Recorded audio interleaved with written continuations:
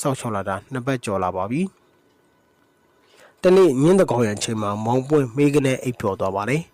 စင်အော်တန်တွေကြောင့်လန်နိုးကြည့်တဲ့အခါစမ်းရည်အိုင်မှာတောစင်ရိုင်တို့တွေ့ရပါတယ်လိုင်းအောင်အောက်မှာစင်ရိုင်းတွေဟာပျော်ပါမြူးထိုးနေပါတယ်မောင်ပွင့်ရင်တလက်လက်ခုံပြီးစင်ရိုင်းအုပ်ကြီးကိုမမိတ်မတုံစောင့်ကြည့်နေပါတယ်မကြခင်မှာတောစင်ရိုင်းနေစမ်းကြောင်းတစ်ပေးတိုင်းထွက်ခေါ်သွားပါတယ်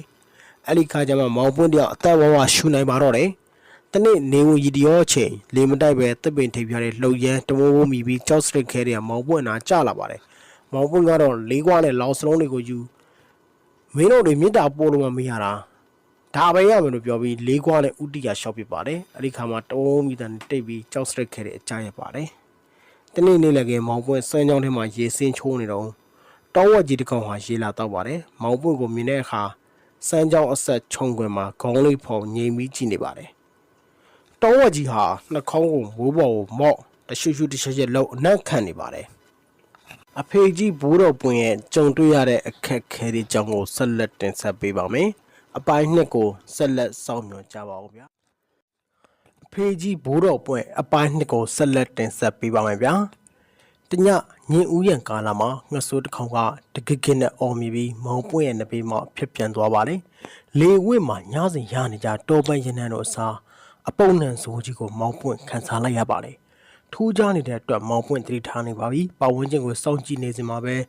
ဟီဟီဟာဟာခြောက်ချားဖွယ်အတန်တွေနဲ့အတူလူရိပ်မမဲတွေကိုလိုက်အောင်အောင်မှာမတဲမကွဲတွေ့ရပါတယ်အဲ့ဒီခါမှာမောင်ပွင့်ကဗုဒ္ဓဂုံတော်ကွန်ချာကိုအတန်ထွက်ရပြီးပဒီထိုင်စိတ်နေလိုက်ပါတယ်မကြောင်မြအနှံစိုးအတန်စိုးအရေးမဲတွေပျောက်ကွယ်သွားပါတယ်မောင်ပွင့်ဟာဆရာအလောင်းကိုစောင့်ရှောက်လာရတလားပြေဖို့တရက်သာလိုပါတော့တယ်အဲ့ဒီနေ့နေဝင်ရီတရောအချိန်ကလေးကလေပီလီညင်းလေးတွေတိုက်ခတ်နေပြီးလေအဝိမှာစင်းရွှှမှုရင်းနှံတို့ကမောင်ပွင့်ရဲ့အနီးပွားမှာမွေးပြတ်နေပါတယ်မောင်ပွင့်ဟာမှုရင်းနှံကိုရှူရှိုက်မိပြီးစိတ်တွေလန်းဆန်းလာပါတယ်အာရင်တွေပြေဝတယ်လို့ခံစားလာရပါတယ်နေဝင်မိုးချုပ်ပြီးမကြခင်သိရွက်ဝါရဲတို့ကြားငွေလာရောင်ကဖျားဆင်းလာပါပြီမှုရင်းနှံတို့ကလည်းပုံမသင်းပြန်လာပါတယ်လာရောင်အောင်မှာမိန်းကလေးနှစ်ယောက်စမ်းကြောင်းလေးကိုဖျက်ပြီးမောင်ပွင့်ထန်ရှောက်လှမ်းလာပါတယ်တယောက်ကအသားဖြူဖြူမျက်နှာဝိုင်းဝိုင်းလေးဖြူချောလေးပါနောက်တစ်ယောက်ကအသားညွန့်ညွန့်မျက်နှာတွယ်တွယ်လေးညှို့ချောလေးပါနှစ်ယောက်လုံးဟာကိုနေဟန်ထားပြေဖြူချိုးကြနာလှပပါတယ်ရွှေဝါရောင်ချိတ်တပင်စင်တို့ကိုရင်ရှားဝတ်ထားပါတယ်စိန်းနုရောင်ပဝါပါကိုခြုံထားပါတယ်ရွှေရင်အစုံမိုးမိုးမောမောတို့ကစိန်းနုရောင်ပဝါပါအောင်မှာဖောင်းထွက်နေပါတယ်မောင်ပွင့်မှင်တက်မိနေတဲ့မိန်းကလေးနှစ်ယောက်ကိုပြူးတူးကြောင်တော့ကြည့်နေမိပါတယ်မိန်းကလေးနှစ်ယောက်ဟာမောင်ပွင့်ရဲ့အနာကိုကတ်လာပြီးတော့ဖြူဖြူချောချောကောင်မလေးကမောင်လေးရဲ့ဒီမှာတယောက်ထဲငုတ်တုတ်နဲ့ပြင်းစရာကြီးပါအမားတို့နဲ့လိုက်ခဲ့ပါလားပျော်ကြရအောင်လေးလို့အတန်ချွဲနဲ့ပြောပါတယ်ညူကျော်လေးကလည်းခဏလောက်လေးဖြစ်ဖြစ်လိုက်ခဲ့ပါလားမောင်မောင်ရဲ့လို့ပြောရင်းညှို့မျက်လုံးလေးနဲ့မောင်ပွင့်ရဲ့မျက်စိကိုစိုက်ကြည့်နေပါတယ်ရှင်နဲ့ကြတုတ်ခုံလာတဲ့လူပြိုလေးမောင်ပွင့်ဟာအခြေစောစိတ်တွေကြွလာပြီးရောင်တိရောင်ချာရီဝေဖြစ်လာပါတယ်အဲ့ဒီမှာပဲဘာရသိပြောခဲ့တဲ့ပြိုကညာလေးတွေကမာစိတ်တီနဲ့စိတ်ရှိတိုင်းလူလေးကိုပေါင်းမယ်လို့ဥကောင်းကြောတက်ပြီးပြောလာရင်လဲမပါလိုက်နဲ့မာယာတကိုအမျိုးမျိုးဖြစ်လာလိမ့်မယ်အဖြတ်မရှောင်ရောင်တောင်အထင်မှားပြီးငါတော့အဖြစ်ပြုမိရင်တော့အဘဆုံးလိုက်မယ်ဆိုတဲ့စကားသံတွေမောင်ပွင့်ပြန်ကြားလာပါတယ်တစ်ဆက်တည်းမှာပဲရွာကချစ်ရတဲ့ပန်းတောင်ခံငွေရုံရဲ့မျက်နှာလှလှလေးကိုလည်းပြင်းမြင်လိုက်ပါတယ်မောင်ပွင့်သတိရအသိဝင်လာပြီးတွားကြပိတ်တာမားတွေငါလာမနှောက်ရှက်နဲ့ပဒီနဲ့ရိုက်နေမယ်လို့အော်ပြောရင်ပဒီကမီတအားလွှဲဖို့ရွေလိုက်တဲ့အခါမင်းကလေးနှစ်ယောက်ကထွက်ပြေးသွားပါတော့တယ်မောင်ပွင့်တယောက်ဆရာအလောင်းကိုစောင့်ရှောက်လိုက်ရမှာအနောက်ရှက်မျိုးမျိုးနဲ့ကြုံတွေ့ရပါတယ်မလျှော်သောဇွဲလုံးလရိယတတိတို့နဲ့ဆရာရသိအပေါ်ဖခင်အရင်ကဲ့သို့စိတ်ထားဆောက်ရှောက်ပါတယ်ဆရာရသိမှားထားတဲ့အတိုင်းတလားပြေမြောက်ပြီးတရက်အလွန်မှာတော့မောင်ပွင့်တက်တာကိုဖွင့်လိုက်ပါတယ်အဲ့ဒီခါမှာဟာဆရာမရှိတော့ဘူးလို့ပြောရင်မောင်ပွင့်အံ့ဩသွားပါတယ်တက်တာထဲမှာဆရာရသိရဲ့ခန္ဓာကိုယ်နဲ့ဆရာစေလုံးတွေကိုမတွေ့ရတော့ပါဘူးစေသုံးလုံးကိုထုတ်ပြီးထည့်လိုက်တဲ့လက်ကင်ပွားကိုသာတွေ့ရပါတယ်မောင်ပွင့်ဟာဆရာအလောင်းကိုလည်းမတွေ့ရတဲ့အတွက်ရင်ထဲဟာပြီးဝမ်းနဲ့တလို့ခံစားရပါတယ်နောက်ပြီးတော့ဆရာရသိထွက်ရပေါအောင်မြင်သွားပြီဆိုတဲ့အသည့်နဲ့မောင်ပွင့်ရင်ထဲမှာလည်းအတိုင်းမသိဝမ်းသာပီတိဖြစ်ရပြန်ပါတယ်တဖန်ဆေးထုတ်ထည့်တဲ့လက်ကင်ပွားလေးကိုကြည့်ပြီးတယောက်တည်းအားငယ်စိတ်တွေဝင်လာပြန်ပါပြီထမင်းအုပ်ကိုဖွင့်ကြည့်တဲ့အခါအရင်လိုထမင်းကလည်းမရှိတော့ပါဘူးဝမ်းပိုက်ကလည်းတကြုတ်ကြုတ်နဲ့စားလောင်လာပါတယ် ထမင်းကစားစိတ်တကကြနဲ့မျက်ရည်တွေပါးပြင်းတဲ့ဖက်ပေါ်တသွင်းစီးကြရင်နဲ့မောင်ပွင့်တယောက်စိတ်အညစ်ကြီးညစ်နေချိန်မှာနောက်ကျောဘက်မှာတာလူလေးမောင်ပွင့်ဆိုတဲ့ခေါ်တန်ကြတဲ့အတွက်လှည့်ကြည့်လိုက်တဲ့အခါဘိုးတော်ပြူကိုတွေ့ရပါတယ်မောင်ပွင့်ဟာဝမ်းသာလုံးပြီးဘိုးတော်ပြူရဲ့ခြေအစုံကိုဖတ်တွေ့ထားပါတယ်တာအဘရဲ့ကိစ္စတွေအားလုံးအောင်မြင်ပြီးသွားပြီတာလည်းအဘလိုအောင်မြင်ပြီးအဘနဲ့တခါတည်းလိုက်ချင်ရင်အခေါင်းထဲခုဝင်တော့လို့ပြောတဲ့အခါအဘရဲ့အခုလောလောဆယ်တော့အဘနောက်မလိုက်နိုင်သေးပါဘူး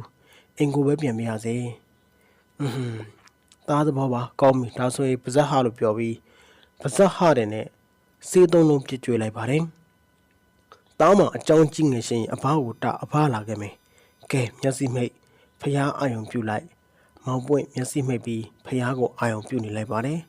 ်အိမ်ငယ်တလူလိုအိပ်ပျော်တလူလိုဖြစ်သွားပြီးတော့တတိယလာတဲ့အခါပကံမျိုးကတစ်တောင်ရွာတောထဲမှာမဟုတ်ပဲမဲဆယ်စိတ်ရွာကိုရောက်နေတာသိလိုက်ရပါတယ်အံ့အားသင့်နေတဲ့မောင်ပွင့်တယောက်အိမ်ပြန်လန်းကိုရှောင်လန်းခဲ့ပါတယ်မောင်ပွင့်တယောက်အိမ်ပြန်လာခဲ့ပေမဲ့ဘာလို့ဘာကံရမဲမသိရောင်ချဖြစ်နေပါတယ်တနေ့တခြားစာဝတ်နေရေးအဆင်မပြေတဲ့အတွက်စိတ်ဆင်းရဲစိတ်ညစ်နေပါတယ်တားမှာအကြောင်းကြည့်ငယ်ရှင်အဘကိုတားလိုက်ဆိုတဲ့ဘိုးတော်ပြူရဲ့အမာစကားကိုပြန်လဲကြားရောက်လာတဲ့အတွက်တန်းထားလိုက်ပါတယ်တန်းထားစခဏချင်းမှာပဲဘိုးတော်ပြူဟာဘွားကနေပေါ်လာပြီးတားလူလေးစာဝတ်နေရေးအတွက်ဘာမှပူမနေနဲ့တော့တကြီးသမီးပိုးထီလို့ဆုံးတာ3ရက်ရှိပြီမနေ့ဖန်ဆိုရင်တကြိုကြတော့မယ်အဲ့ဒါလူလေးအချိန်မီသွားပြီးတကြီးသမီးကိုတွားခုပါအဘကလည်းတကြီးသမီးကတေးနေပြီဆိုတွားခုလို့ဖြစ်ပါမလားမသေးပါဘူးကွာငွေစိတ်တက်ပြီးမေမျောနေလို့လူတွေကသေပြီးထင်နေတာစေကုကတော့ငွေစင်300ကလွယ်ပြီးဘာပစ္စည်းမှမယူနဲ့လို့ပြောပြီးကုသပုံကုသနည်းကိုသင်ကြားပေးပါတယ်တခဏချင်းပဲဘိုးတော်ပြူပျောက်သွားပါတော့တယ်မောင်ပွင့်ဟာအဘဘိုးတော်ပြူပြောတဲ့အတိုင်းအတုပအိမ်ကိုခက်တီတီနဲ့တက်သွားပါတယ်အိမ်မှာရှိတဲ့လူတွေကဝမ်းကြည့်ကြပါတယ်တကြီးကိုတွေ့တဲ့အခါတကြီးသမီးကမသေးသေးပါဘူးငွေစိတ်တက်ပြီးမေမျောနေတာကျွန်တော်ရှင်းအောင်ကုပေးနိုင်တယ်ကုခွင့်ပြုပါလို့ပြောတဲ့အခါတကြီးကမျိုးလုံးကြီးပြူပြီးမောင်ပွင့်ကိုဆင်းဆင်းကြည့်ရင်ဟုတ်လားမောင်ရင်ကုခွင့်ပေးပါတယ်ကုပါမောင်ပွင့်ဟာအခေါင်းထဲကအလောင်းကိုအပြင်ထုတ်အဘဆရာတင်ပေးတဲ့အတိုင်းကုသပါတယ်မကြခင်မွေစိတ်တွေကြပြီးအလောင်းမှာတတိဝင်လာကထထိုင်လာပါတယ်တစ်ဆက်တည်းရေကိုတောင်းပါတော့တယ်လူကောင်းပက်ကတိပြန်ဖြစ်သွားပါတယ်တကြီးရဲ့မိသားစုနဲ့ရွာသူရွာသားတွေကမောင်ပွင့်ကိုချီးကျူးပြီးတော့ကောင်းချီးစကားပြောပါတယ်ဟာဆရာပွင့်ကပိုးထီလို့တည်ပြီးတကြိုတော့မဲ့သူကိုတော့ပြန်ရှင်အောင်ကုပေးနိုင်တယ်ဆိုတဲ့သတင်းစကားဟာအုတ်အော်တောင်းနေရွာနီးဆက်များတိုင်းတော့ပြန့်နှံ့သွားပါတယ်မောင်ပွင့်တယောက်တမဟုတ်ချင်းမွေးဆရာကြီးဆရာပွင့်ဆိုတဲ့နာမည်နဲ့ကြော်ကြားသွားပါတော့တယ်မောင်ပွင့်ဟာဘိုးတော်အေးဘိုးတော်ပြူရဲ့နီနာနေတရအတိုင်းအိဆဒရမဟိတိစေခိုင်းအမည်နဲ့ပရောဂအမျိုးမျိုးငွေစိတ်အမျိုးမျိုးတို့ကိုကုသပေးပါတယ်တပည့်တွေကိုပညာသင်ပေးပါတယ်အဘဆရာသင်ကြားပေးတဲ့အတိုင်းကြင့်ကြံကြိုးကုပ်အားထုတ်ပါတယ်ဆရာကြီးဘွက်စုခုပြီးတော့ကြုံမငဲ့မမတ်စိတ်ရွာမှာရန်ကုန်မြို့ကြီးမြင့်တိုင်ဘားကရပွဲစားကုန်းကိုပြောင်းရွှေ့နေထိုင်ပါတယ်ဂိုင်းတော်ကြီးရဲ့လုပ်ငန်းတွေကိုစ조사အားထုတ်လုပ်ကိုင်ခဲ့ရင်ဆရာပွင့်တယောက်အိဆဒရမဟိတိစေဂိုင်းတော်ကြီးရဲ့ခိုင်းချုပ်ကြီးအဘဘိုးတော်ပွင့်ဆိုပြီးဖြစ်လာပါပြီဂိုင်းကိစ္စအပြင်သာသနာရေးဆိုင်ရာကိစ္စရပ်တွေကိုလည်းတစ်ဖက်တစ်လမ်းကနေကုညီလုပ်ကိုင်ပါတယ်သာသနာ2500ပြည့်စတ္တမတန်ခါရနာတင်ပွဲတော်မှာသမားတော်ကြီးတို့ဖြစ်ပါဝင်ထမ်းဆောင်ခဲ့ပါတယ်ဘိုးတော်ပွင့်ကအဘဆရာများဖြစ်တဲ့ဘူးတော်အေးဘူးတော်ပြူနှစ်ပါးကိုတားတာလိုက်ရင်ကြော်ပွဲပေါ်မှာစကားပြောခြင်းစေဝါလက်ဖွဲ့အင်းစမတို့ကိုကြော်ပွဲမှာထည့်ထားခြင်းတို့နဲ့အကူအညီရနေပါတယ်ရမန်ရံကဘိုးတော်အေးနဲ့ဘိုးတော်ပြူတို့ကိုယ်တိုင်ကိုထင်ပြပြီးကူညီပေးတာပါတယ်ဘိုးတော်ပွင့်အသက်83နှစ်သာသနာတက္ကရာ2500ပြည့်ကောဇာတက္ကရာ1318 6ရက်စနေနေ့မှာတော့ဂိုင်းကျုပ်တရားဘာကရပွဲစားထဲမှာတည်ဆုံးသွားပါတော့တယ်ဘိုးတော်ပွင့်မသိခင်တပည့်တွေကိုငါသိရင်9ရက်ထားရက်စစ်ရင်အခေါင်းကိုအလုံးပိတ်တောက်ခတ်ထားလို့မှားကြပါတယ်တပည့်တွေကလည်း9ရက်စီတာနဲ့ဘိုးတော်ပွင့်ရုပ်ကလပ်ကိုပထမဦးစွာသူ့ပြားအခေါင်းဒုတိယကျွန်းသားအခေါင်းတတိယဂရီပါအခေါင်း3လုံးသွင်းပြီးတော့လေချက်ခတ်တာပါတယ်တောမြိုင်ချီလန်းရကုံသားပွဲငါ့ကိုပို့စမ်းလို့ဘိုးတော်ပွင့်စုံနေကြတပုံတိုင်းရုပ်လောင်းကိုကေတာလတောင်ထက်ကိုတည်ပို့ကြပါတယ်ကေလာတော့တောင်ဆရာတော်ဦးဝရမနဲ့ဦးရသိခေါ်ဦးသာသနာတို့ဦးစီးပြီးဘိုးတော်ပွင့်ရုပ်လောင်းကိုဘိုးတော်ပွင့်ရဲ့နေအိမ်ကနေ1318ခုနှစ်ဝါဆိုလပြည့်ကျော်စနေရက်စနေနေ့မှာစတင်တည်ဆောင်ပါတယ်တပည့်အပေါင်းချန်ရန်ရွှေကုန်းစီရီတော်မြတ်ကြီးကိုလည်းလှည့်လည်ဖူးမြော်ပြီးကွန်းကျန်ဘူတာကြီးကိုတည်ယူလာခဲ့ပါပြီကွန်းကျန်ဘူတာဆိုတာအခုတော့ရန်ကုန်ဘူတာကိုပြောတာပါတနင်္ဂနွေနေ့နနက်9:10မိနစ်မှာနိုင်ငံတော်အစိုးရကကူညီတဲ့အထူးရထားတွန်းနဲ့မော်လမြိုင်ရထားပေါ်ကို တင်ဆောင်ခဲ့ပါတယ်